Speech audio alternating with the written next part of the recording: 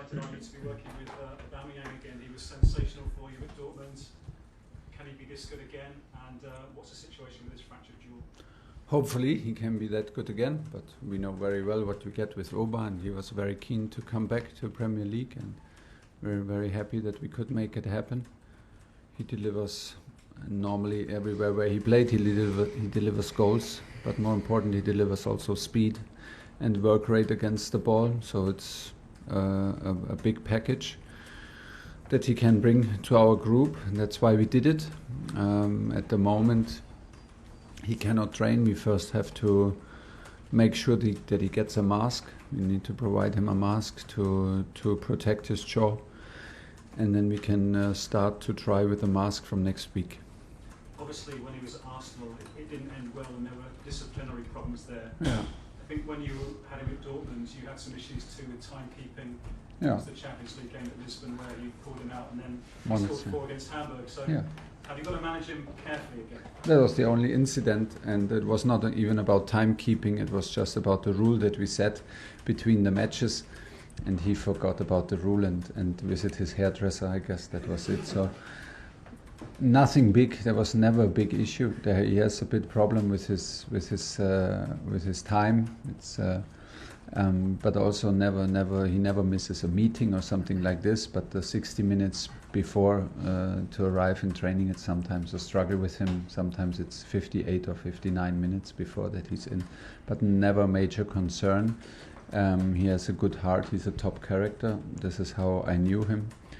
And I'm 100% sure that he will fit into our dressing room. He was while he was my player, he was always positive. He was in every single training. He never missed a training. He was never injured.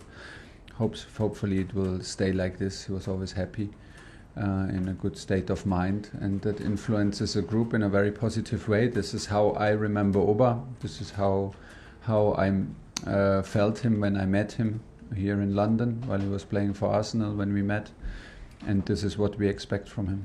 So how happy are you with Chelsea's summer transfer spend? It was so big that you broke the Premier League summer record. Oh really? Todd Bowley spent wisely. Are you well, I think we can discuss endlessly if we overspend or it's too much money for the players, but the players that we got are very, very good players and very good personalities. So everything was needed, desperately needed, to rebuild the group and to inspire the group. And I think we did excellent signings. We can now, of course, it does not help if we talk about the price too much, because we'll always find people, and yeah, it's maybe hard to argue, say this is way too much money. Okay. But this is how the market was for us. Maybe we were not in perfect position to find always the right timing and the right price for what we did, but this was nobody's fault. It was given to the situation. But the players we got fit perfectly, and it's I'm very happy to work with this group now. How excited are you about Fofana? Very, because he is that kind of profile that we identified very, very early as replacement for Tony and for Andreas. And we are very happy that we stayed patient. Super happy that Todd and Bedard were like relentless on it and never gave up, and that we managed to fulfill this transfer, because Wesley is like I say, he's young, he's fast, he's very, very strong in set pieces, defending and attacking. And he was one of the very early targets to replace our guys that left the club. And just finally, can you talk about Zakaria? Is he going to be in the squad for this weekend, and what's the latest on? No, I think we need to work on my latest news and information and understanding is that we need to work on the work permit. So he will be not in the squad for Saturday. That is too close for tomorrow, and we hope for Tuesday and then for Fulham. And Loftus-Cheek and Reece James are back in training and both available. So in the moment it's only N'Golo out. Everybody else was in training. Was a group of 19 players, and then it will be like with Oba and Dennis. It will be 21 players plus goalkeepers. Mark Scott, PLP. Thanks. Thomas, you were understandably unhappy with the performance during the week. What's the reaction been like in training this week, and what have you been saying to them to try and get them to toughen up? Yeah, we need to. I think we need to, all of us, and we will use the end of the transfer period, and we will use simply the energy and the stability that gives you when you know which is the group, which are the players, who is in the squad, and who fights for what. We will use the stability that we simply need to grow and to build a group and to influence each other in a positive way. We will use this momentum. We could see it yesterday and today on the pitch. There was not a lot of training, of course, and not the most intense training because of the 2 matches within a week. But I saw a reaction already yesterday. Today we had a good training session, and the cards are on the table. I need to choose a team for tomorrow. And from there we go, and we will use it, like I say, as a new start, kick-start into the season. It's needed. It is needed. We have our reasons why it is like this, but we need to leave it behind us and don't think so much about what was going wrong. We have the chance to start the season new tomorrow, home game, with the squad that we have, with the players that are available, and I have the feeling that everybody's ready to show up. And looking at that game, what have you made of West Ham so far? Bit of a slow start, got their first win, unlucky to not beat Spurs as well in the week. Yeah, it was a good match of football. I enjoyed watching it from both teams. West Ham was very strong. I mean, they are what they are. They are a very physical team. I have the feeling they are a strong group with a good team spirit. They're a strong group with the manager, together with the manager. They know what they are. They know what they have periods where they can create huge moments, huge momentums within minutes.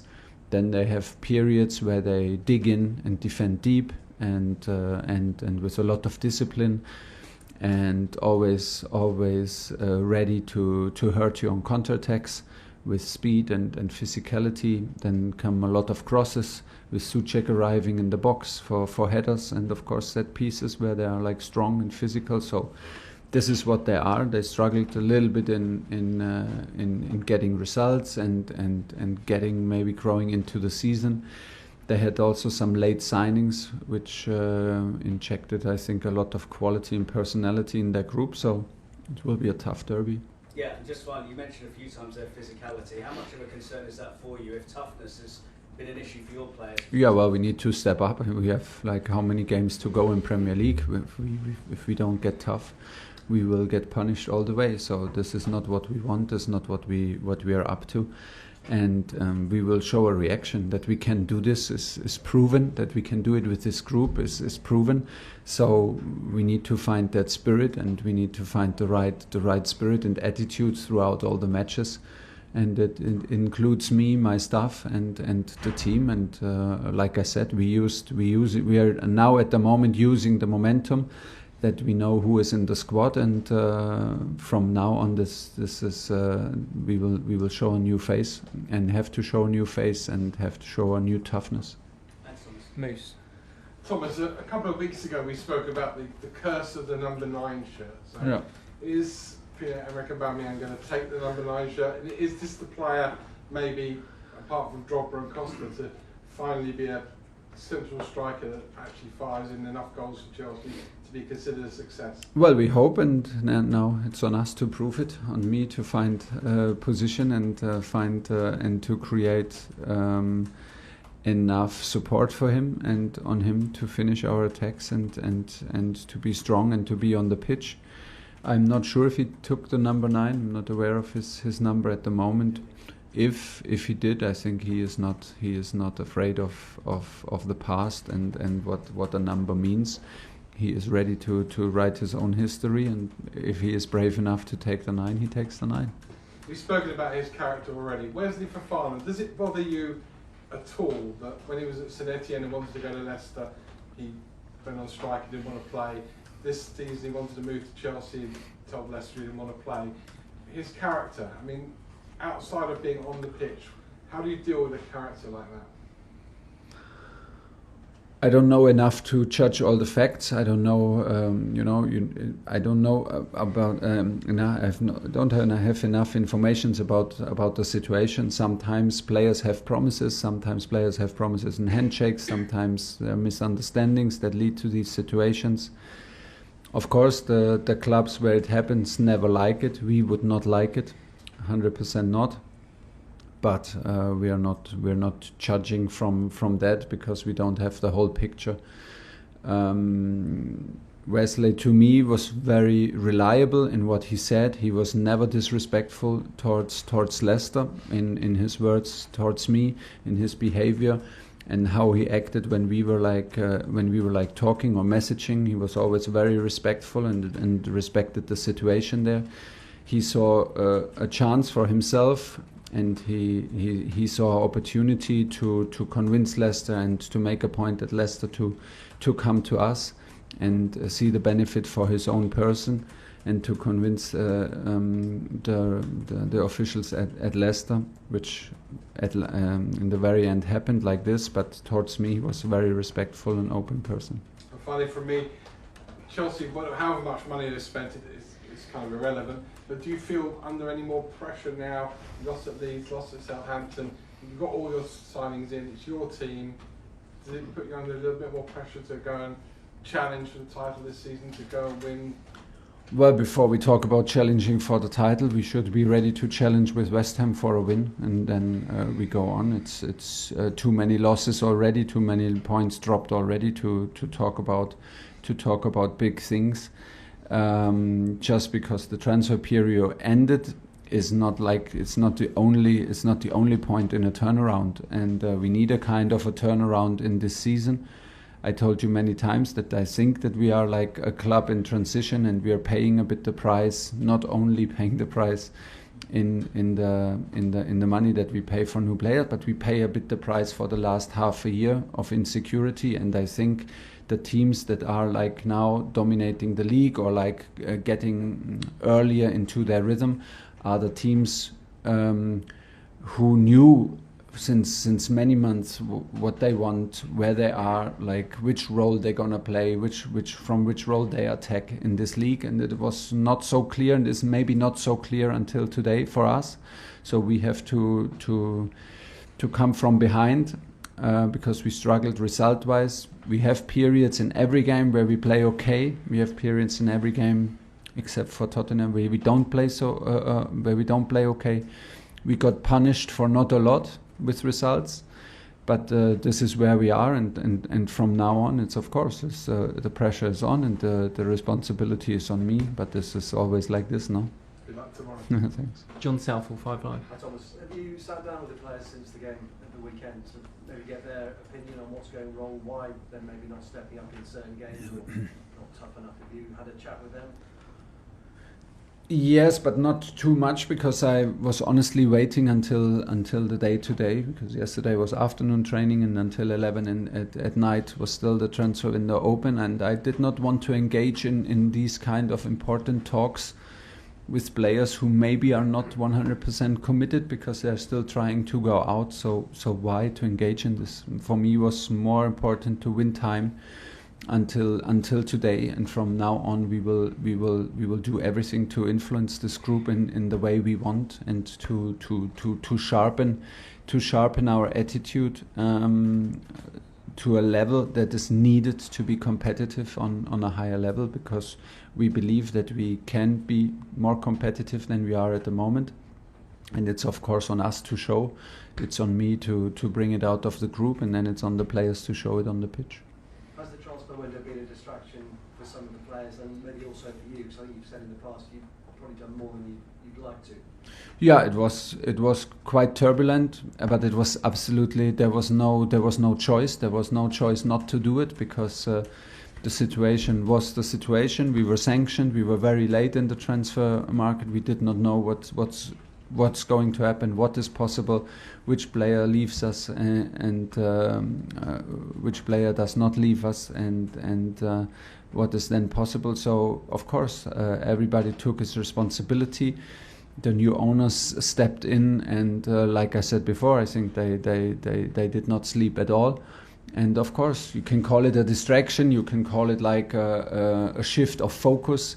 Of course, it was like this, and that's why I'm happy that it's closed now, and the focus shifts completely now to the team and to coaching and to influencing and pushing the team to a limit. But there is nobody to blame. There was no other option than doing it in the way we did it. And I think we managed to get like very good players in, very high quality, high profile, and good personalities. And from now on, it's okay. We need to build this team. Okay, last two, Nick at PA and then ITB to finish. Yeah, Oba has taken the number 9 shirt, and he's also said he's coming back with some unfinished business to the Premier League. The fact that he's is embracing both those things, I assume, judging on the words you said, that you'd be pleased that he would, meet those challenges head on.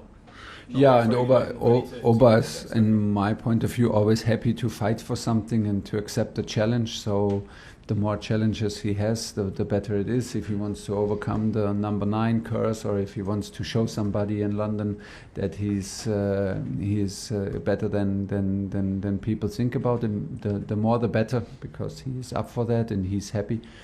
I know him as a very focused and in general very open and very a person with an open heart and very happy to be on the pitch every day. So this is what we wanted. Very positive influence into any group, and he is, like I said, up for any challenge, and he's happy to be on the pitch and score goals. This is what we want. Last question, ITV. Thank you.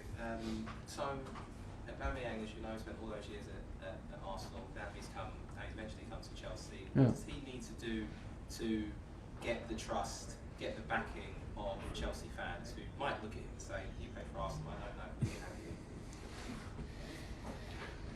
I don't know. I think it's more.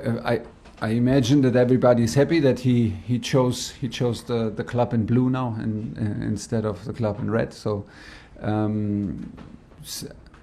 I think they will see very, very early about what he is, and he's about using his speed, but using not only his speed to score and to be selfish and score, but he is a very, very hard-working striker. He always was. He is like the first line of pressing. He is very strong in counter-pressing, and he's ready to work. And that what made him special in Dortmund when he worked for me. That made him a captain of Arsenal, and he lifted some trophies there. So I think just to reduce him on his last half a year or last season where things became a bit difficult, I think it's I cannot judge it, but it's very rarely in these situations that it's a one person's problem, these things. So it is what it is. I'm not there to judge about anything because it is none of my business. I can just tell you how I met Oba and how Oba was for me and how I met him here in London as a person, and I'm convinced he did what he did in any club. He scored and he won titles, and he has the winning mentality, and he has the positivity to be a huge influence.